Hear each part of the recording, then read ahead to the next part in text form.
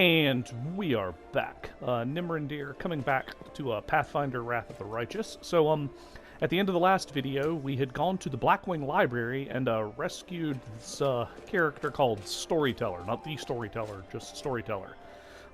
Oddly enough, he gave us the ability just to teleport back to Defender's Heart. So I took him up on that, given how badly Holga's Glom's mansion and that one random encounter with the massive centipede had beaten us up. It should give me an opportunity to trade out a couple of characters and kind of keep adventuring. On the downside, it was apparently rather time-intensive, because it's like 2:44 in the morning, according to the clock up there, so that's a bit of a bummer. But before we head back out, it's generally good to touch base with people. I mean, Storyteller specifically refused to talk until we got him somewhere safe, so that's probably where we should begin. But anyway, let's see what he has to say. The blind elf looks better than he did in my last encounter. His clothes are clean and his pale face has some color. He turns to me and listens closely. Is that you, my savior? I recognized your footsteps. Determined footsteps befitting a determined person. Allow me to thank you again for saving me. Please accept this humble gift as a token of my appreciation. He hands me a small black ring with 2 scarlet runes on it. And 368 experience points. Thank you very much. No problem. Well, yeah. Irabeth has explained why you were looking for me. I warned the authorities of Canabras that the local wardstone had been desecrated. They waved off my warning and paid for their inaction. So, he warned them, and then, the Desnan said something about it. It's like the fact that people ignored this is getting more and more aggravating. I have examined many wardstones, but only in the one guarding Canabras did I sense a flaw, a spot of corruption inside. A vulnerability the demons will surely use. They're able to spread the blight inside the wardstone, corrupt it, and make it their weapon. It frightens me to think what it will be capable of. The wardstone must be destroyed. Yeah, so, given the issues they've had with this, why did they let you examine the wardstone? He smiles faintly. I am the storyteller. Now he puts the article. Okay, whatever. Just an old elf, and a bit more. I'm old even for an elf. I've seen many things and have been to many places. Not so long ago, I witnessed the making of a young kingdom in the Stolen Lands, led by a remarkable and promising individual. So, in case it's not clear there, that's a blatant reference to Alcat's other Pathfinder, RPG, Kingmaker. That's precisely what ends up happening. Right down to why they left the, the identity of the founder of the kingdom, unsaid. My advice on the complicated matter of conquering those lands proved useful to that leader. This is not uncommon for me. Some seek my advice or services, and I don't refuse. This is how I acquired my reputation as an old vagrant who's never hurt anyone, stayed out of other squabbles, but sometimes gave good advice. I had a few friends in Nerosian who vouched for my integrity. This is why my humble request to be allowed to see the wardstones was granted. I visited all of them, but only found cause for alarm in Canabras. Yeah, why did you decide to travel? I tried to see their stories. The visions I had when I touched the wardstones were unclear. I saw hundreds, maybe thousands of different stories at the same time. They followed each other like flashes of lightning. It was impossible to separate them. I couldn't understand where one of them ended and the next began. Okay, so yeah, now it feels like this is like a logical flow. Wait, you saw the stories in the wardstones when your eyes don't work anymore? Okay, so special magic? Sure. He chuckles. Yes, to a certain extent. But it is more of a gift. I can see the past. Stories that have happened. I touch an object, and shreds of its owner's memories are revealed to my mind. Their emotions, passions, and tragedies. I see visions like I am them, and their stories happen to me. This is my power. I've been roaming the world gathering such stories for many thousands of years. One day, I will gather them all. That sounds really ominous. Thousands of years? Even in the Pathfinder side, I don't think Pathfinder elves are supposed to live for multiple millennia. I wanted to say, 1200 to 1500 is kind of like the usual upper threshold. So yeah, this dude really is old.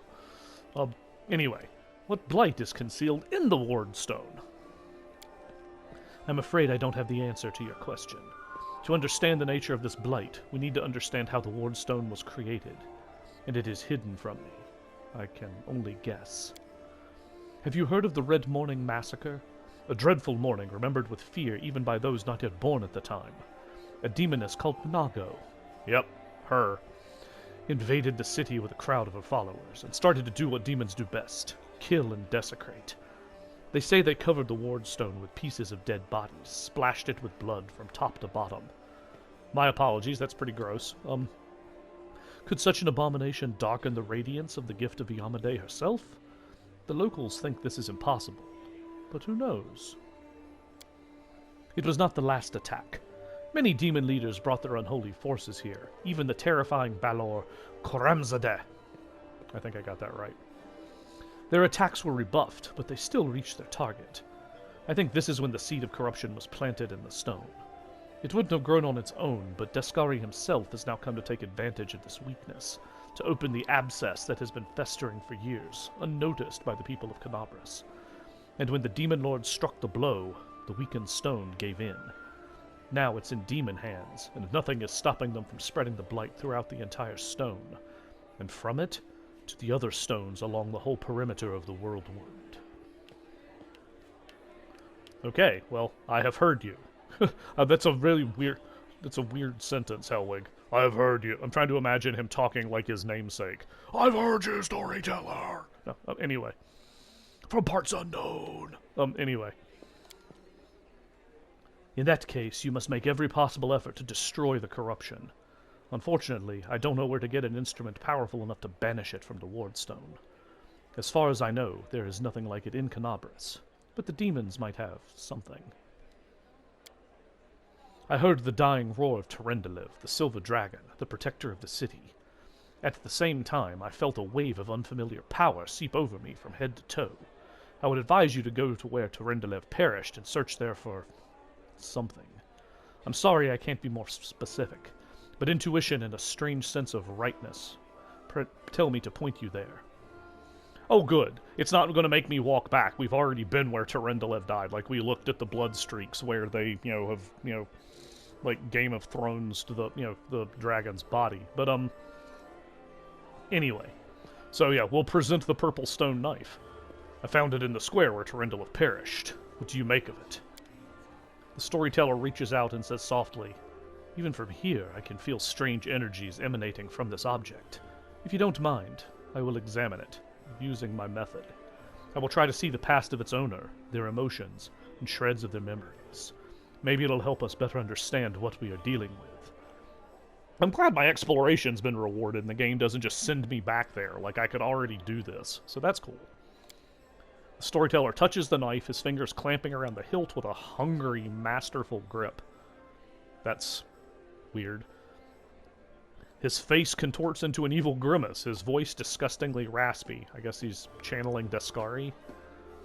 "Hunger, my many legs bring me into the lair, to my mother's feasting hall. Her swollen body overfilled with food is so huge that I have to look at it with all my eyes at once. On top is her scrawny little head with a long beak that is always yearning for more food." That's horrifying. "You feel feverish, and my chest, where the mysterious wound is concealed, feels hot. My mind is flooded with a wave of visions. Visions that repeat the words of the old elf." Ooh. "Mother greets me with a placid screech. Stupid, greedy wretch whose only achievement is my birth. A creeping, wingless creature. It's your fault I have no wings. A symbol of greatness, a birthright I should have received from my mighty father. Mother points me to a crowd of whimpering subjects, suggesting I fortify myself with their pathetic flesh. Not today. I summon my spawn, and they fly to me, enveloping me in a teeming cloud." Oh yeah, Deskari's wings are kind of like, they were kind of just like a cloud of bugs, right? Okay. "Like dark buzzing wings, they unfold behind my back and lift me up. Mother has always been stronger, but she did not expect this. I dive on her and rip her limp, bloated body with my claws. Ichor splatters. The bone spurs on my heels sink into her flesh." I'm not going to read that part. but, you know, it's pretty gross. Victory! I am the strongest! I am the son of my winged father! The elf grimaces with distaste, and his voice becomes normal again. Appalling. Stories like that are the most difficult ones to keep with me. Did this knife belong to a demon? He opens his mouth to answer, but a sudden spasm crosses his face. A new vision, a much stronger one, engulfs the old elf. The malevolent undertones vanish from his voice as it grows more determined and tired. Even looking at the ward stone is difficult. Despite the corruption nesting in it, it still has an aura of strength. Your fingers clench the stone hilt so tight it hurts. A little spot on the flawless surface of the ward stone draws your attention. It looks like a butterfly. Corruption in the guise of something utterly harmless, but it will grow. You swing and stab the butterfly with the knife as hard as you can. Your fingers cramp painfully. A howl invades your ears. Light. White light everywhere. The stone knife falls from the old elf's hand. Out of breath, he drops to his knees. He's trembling, the terror on his face so unlike his usual dignified manner. What was that? That was not the past. That was something that is yet to happen. Or rather, might happen. One of the roads to the future. In one of the possible futures, this item will help you cleanse the ward stone. Or to destroy it. Okay. We'll figure out later how he knows the difference, but sure. I feel a longing to take the stone chisel and plunge it into my chest, right into the wound that's opened up in it. Fantastic. Ouch. It's hard to resist this feeling, but at the last moment my self-preservation instinct takes over, and I manage to keep control of my own hands. Well, that's good. The old man stands up. He looks completely stunned. Never before has anything like this happened to me. But how? I am not an oracle or a prophet. Or is this another riddle from the past that has caught up with me? I must find out. Seeing stories that have happened is one thing, but seeing stories that are yet to happen... I don't know why this is happening now, but there's one thing I'm sure of. This is not a coincidence. This is a sign of coming changes. Great changes. Oh, I hate that I lost all of those, options. Okay, so, here. Who were you in your vision? I don't know. Someone strong and desperate enough to resort to extreme measures. I felt that I was doing what had to be done.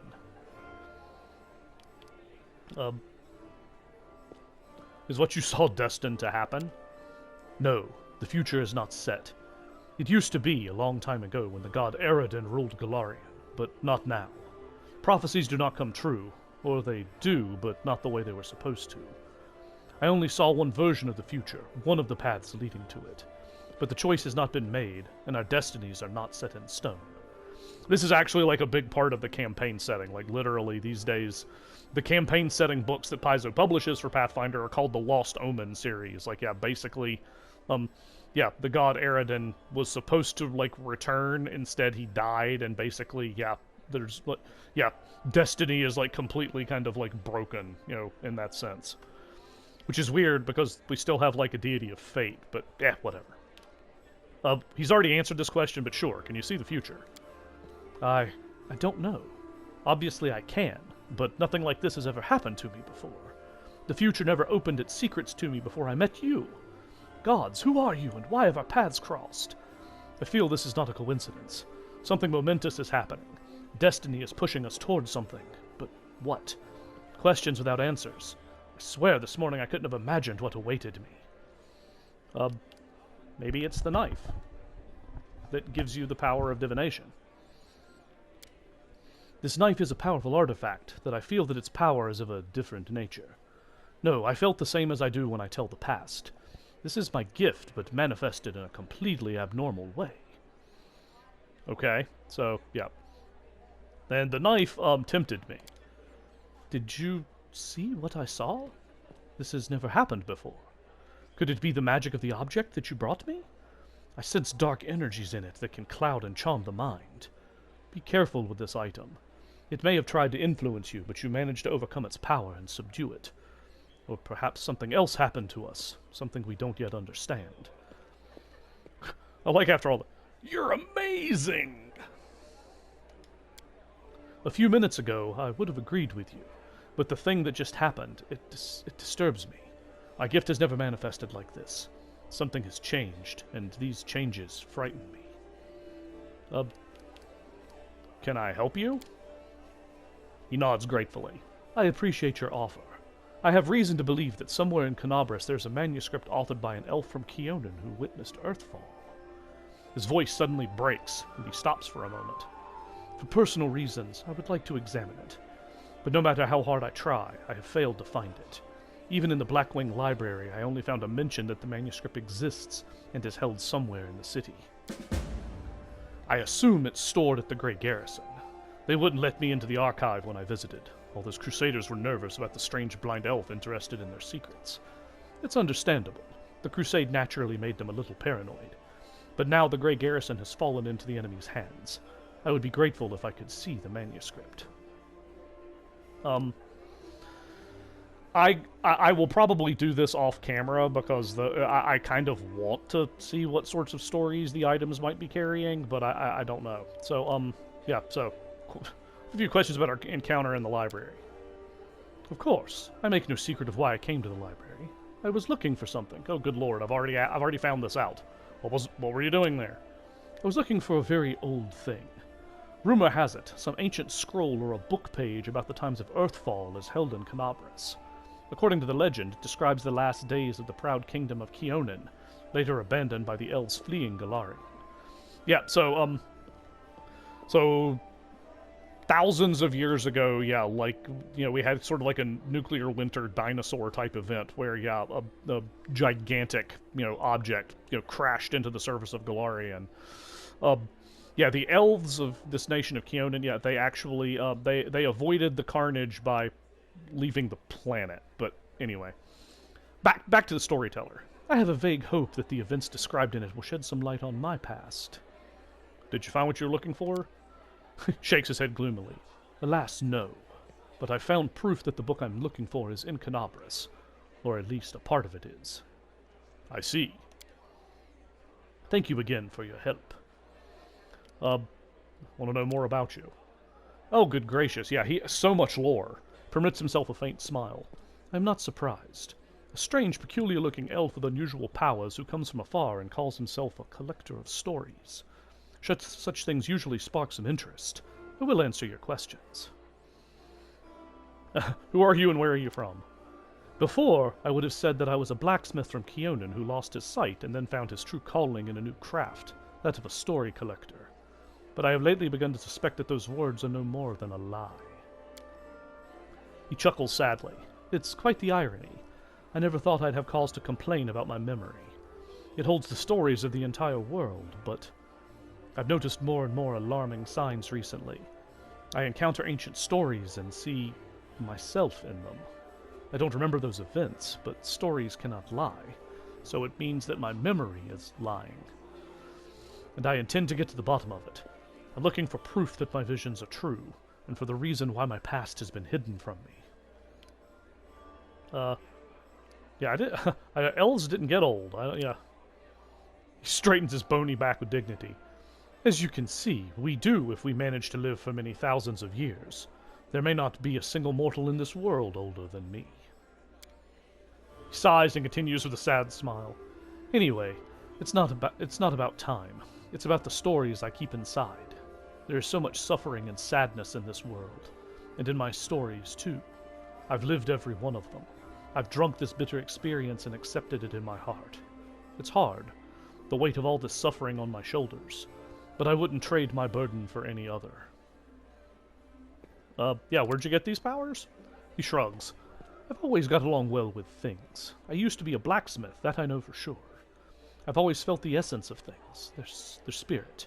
For as long as I can remember, I have always been able to feel the traces of memories and feelings left on things by their former owners. I don't know where this gift comes from. Maybe, having taken my sight, the gods granted me another sense. So he's Daredevil. Okay. Sorry, I couldn't resist. How do you collect stories? The same way a court philanderer collects his conquest. Whoa, I wasn't expecting that particular... Okay. The way a healer has a personal cemetery of patients he failed to save. The way every person, including you, has a box of secret, most precious experiences deep down in their soul that no one is allowed to touch. The world is not made of things or matter even. It's made of stories.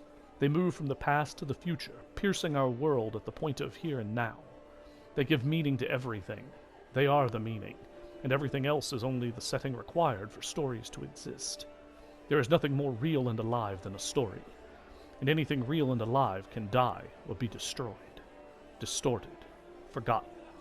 But as long as I carry these stories with me, they will not be lost. This is why I don't often share my stories. By sharing one with you, I give you the right to tell it to others, to distort and embellish it inadvertently or inadvertently. How can I be sure you will keep its original purity? Stories travel from one person to another. They change, become distorted, turn into tall tales. This is why I keep my stories to myself. And the world wound? Yeah, what's up with this? Searching for the truth about my real past has brought me here. I saw myself in other stories. In them I was called the elf in the tower. Now I'm looking for this tower. My tower. Everywhere. I've been to many places. I've visited islands and deserts, but I haven't found it. There are very few uncharted territories on my map. The world wound is one of them. Okay, well, no more questions about him. Good night in the morning. So why is it so important to cleanse the wardstone of corruption? This is... this is Helwig's dumped intelligence coming out. I have examined many wardstones, but only in the one guarding Canabras did I sense a flaw, a spot of corruption inside. But we've actually read this already, so I don't know why it marked it like I needed to read something else. We must do all we can to cleanse this corruption. Okay, I can't resist. Yeah, maybe some of the items we hold or carrying can tell a story. He nods politely. Let me touch them, and I'll tell you what I can see. He nods. The old elf carefully takes Yaniel's sword, Radiance. Powerful forces lie dormant in this sword. It used to belong to an incredibly bright and daring soul. The storyteller's hand runs carefully over the scale that has still not lost its shine. Proud Terendelev, protector of Canabras, you devoted your life to serving people. Your death is a great loss. But maybe I will be able to find out something about you that is unknown to your many admirers. Okay, well, yeah, let's go with the sword first, because we've already done the stone knife thing, so... Present Radiance. The storyteller touches the blade with his finger. Sadness rings in his voice. Dresden is doomed. Demons attacked right when we lost the protection of the Sword of Valor. My city, my bastion of hope.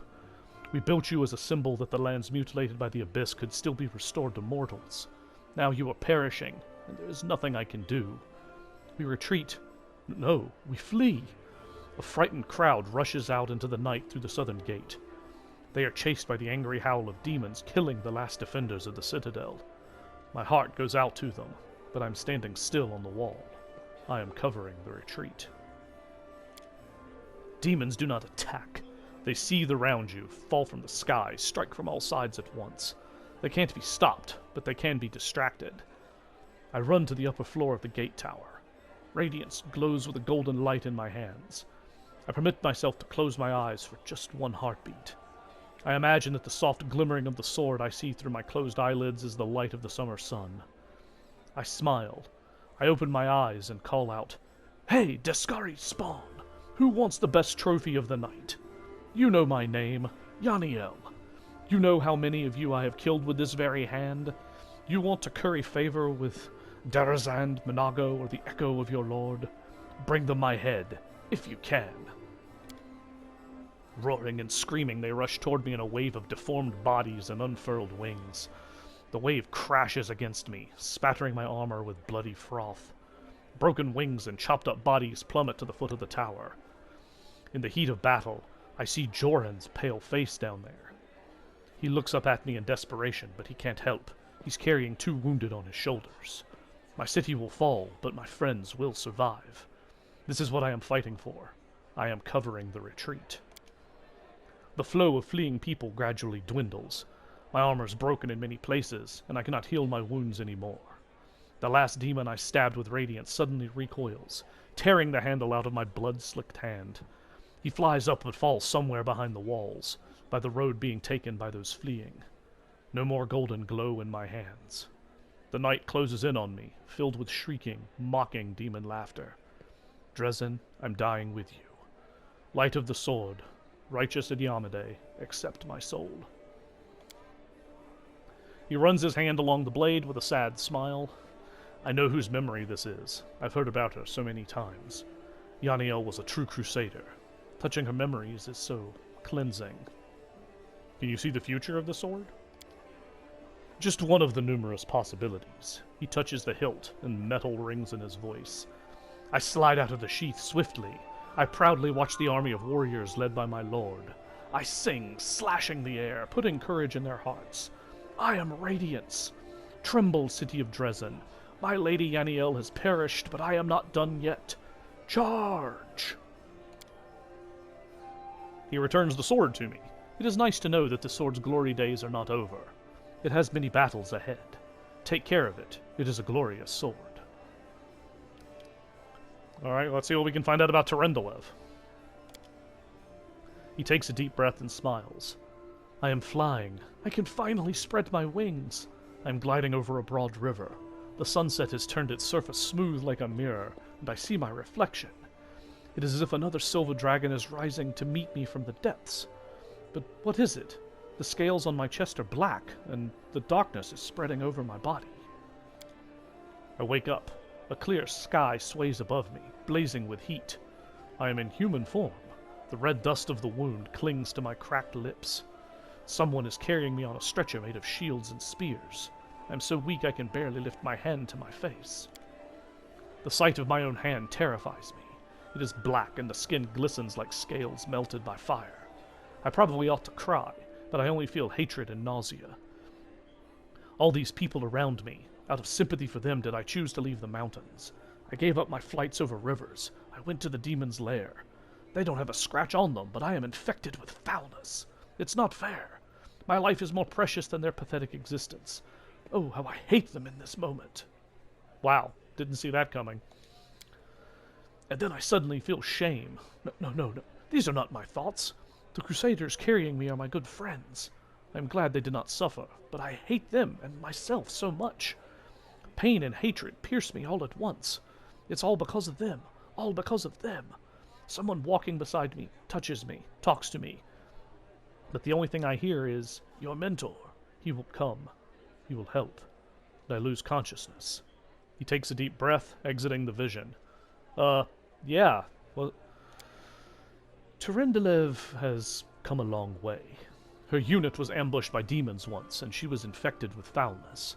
The Turendelev you met in Canabris had gone through many trials and regained her former purity. Well, what happened next? Puts his hand to his forehead. Sometimes the past can be as vague as the future. We all know how Turendelev's story ended, but the beginning is hidden from us. Maybe if you find something else that used to belong to her, we will know more about her struggle. However, no matter what we learn, remember, her soul, the soul of a true dragon, overcame every obstacle, endured every torment. She was able to purify herself, for dragons are truly powerful, not only in body, but in spirit too.